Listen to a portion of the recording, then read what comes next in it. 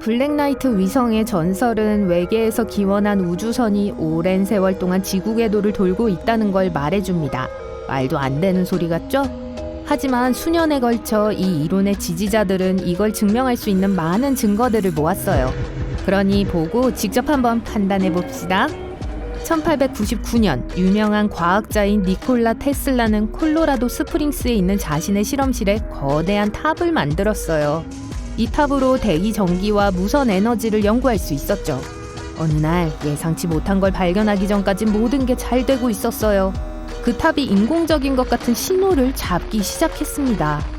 처음에 테슬라는 그 신호가 대기 어딘가에서 오는 걸로 생각했어요. 하지만 알고 보니 훨씬 더 높은 곳인 우주에서 온 걸로 밝혀졌죠. 테슬라는 이 신호가 어떤 외계 생명체에 의해 보내진 걸로 결론지었어요. 하지만 과학계는 그의 이론을 무시했죠.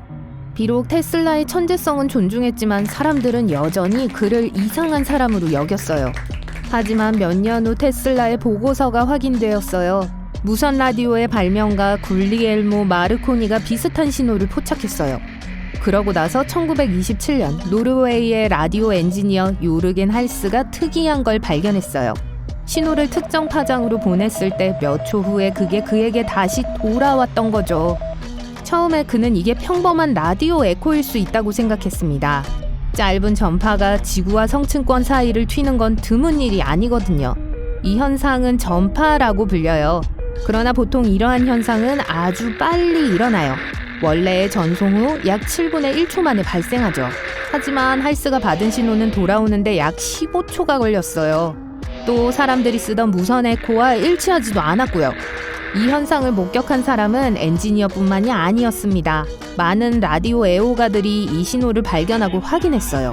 하지만 그 누구도 어떠한 설명을 찾진 못했죠. 자, 그게 뭐였을까요? 지금까지 테슬라가 옳았던 걸 수도 있을까요? 이걸 분석해보죠. 우선 신호는 존재했고 많은 사람들에 의해 기록되었습니다. 하지만 테슬라와 마르코니의 신호와 할스의 메아리는 완전히 다른 거예요. 사실 테슬라와 마르코니는 펄서에서 오는 신호를 포착한 거였어요. 펄서는 빠르게 회전하는 중성자 별이에요. 펄서는 우리 태양보다 더 큰 별들이 생애 주기를 마칠 때 탄생해요. 그 후 중성자 별이 되어 강한 충격을 받아 미친 속도로 회전하기 시작하죠. 동시에 펄서가 방출하는 전파는 아주 멀리 우리 행성에까지 와요. 펄서는 1968년에야 발견되었어요. 그러니까 테슬라와 마르코니가 받은 데이터를 설명하지 못한 건 놀라운 일이 아니에요. 하지만 요르겐 할스는요? 그가 발견한 건 이제 LDE 또는 오래 지연된 에코로 알려져 있습니다. 솔직히 말해서 이 에코들은 여전히 미스테리로 남아있기 때문에 더 복잡한 개념이에요. 과학자들은 LDE가 지구 대기 중에 어떤 것에 의해 야기된 것일 수도 있다고 제안해요. 아니면 태양의 플라즈마 구름이나 달에서 반사된 것일 수도 있어요. 안타깝게도 우리는 아직 진실을 몰라요. 다음 사건은 1960년에 일어났어요. 뉴욕타임스는 미확인의 조용한 위성이 미국 관측소에 의해 극지에 가까운 궤도로 지구 주위를 돌고 있다는 게 발견되었다. 다크 위성이라고 불리는 이 신비한 위성의 정체와 기원은 거의 2주일간의 추적에도 불구하고 알려지지 않았다 라는 기사를 실었어요. 많은 사람들은 이게 그 유명한 블랙나이트 위성임에 틀림없다고 믿었죠. 하지만 나중에 과학자들은 이게 사실은 길을 잃은 일반 위성의 잔해라는 걸 확인했어요. 오작동에 추진기가 잘못된 방향으로 보냈어요 라고 그들은 주장했죠.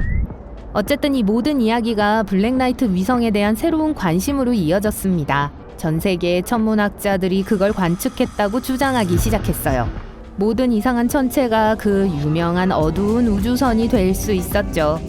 하지만 지금까지 블랙나이트 위성에 대한 모든 사진과 데이터는 지구의 관측소에서 가져온 거예요.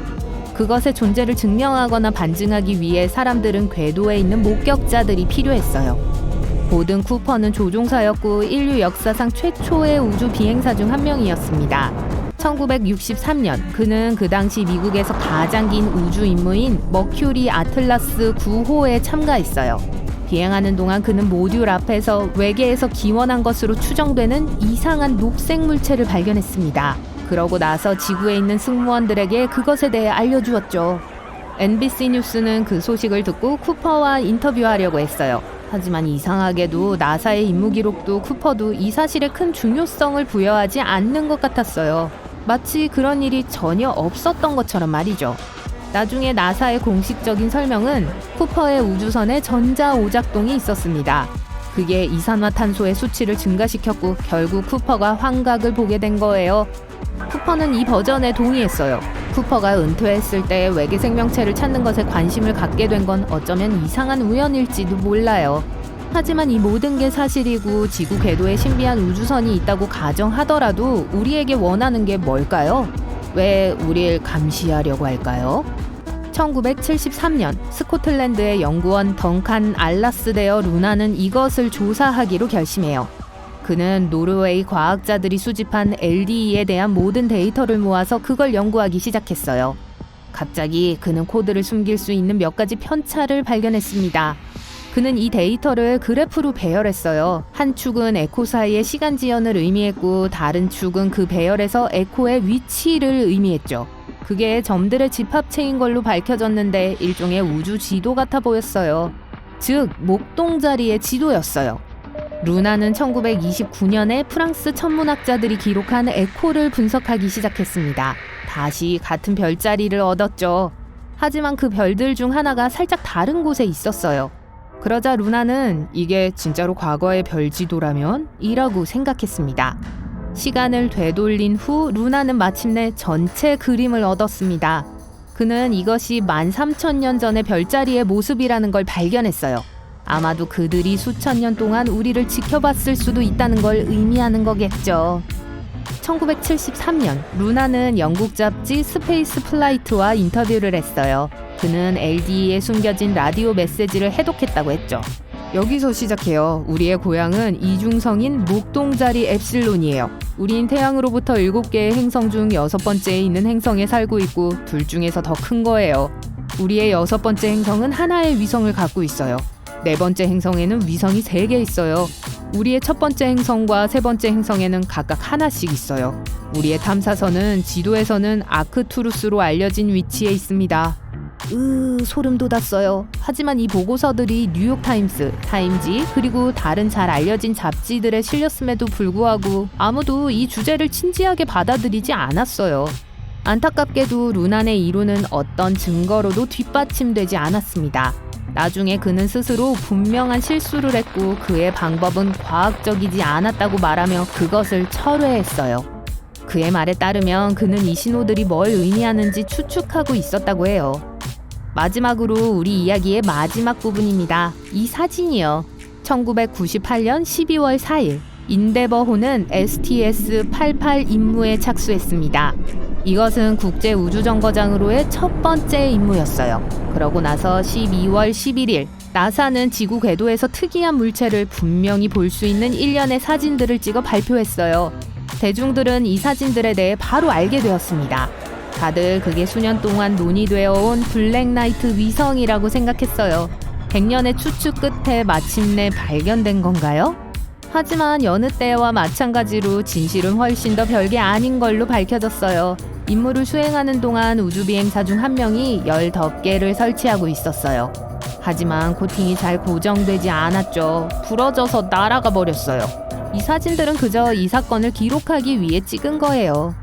블랙나이트는 아주 흥미로운 이야깃거리예요. 여러분은 몇 시간 동안 새로운 정보와 증거를 찾으면서 파헤치고 그러고 나서 그것이 밝혀지는 걸 볼 수 있어요. 이 이야기는 전혀 관련이 없는 이야기, 보고서, 실제 위성의 사진 등등이 많이 쌓여 생긴 거예요.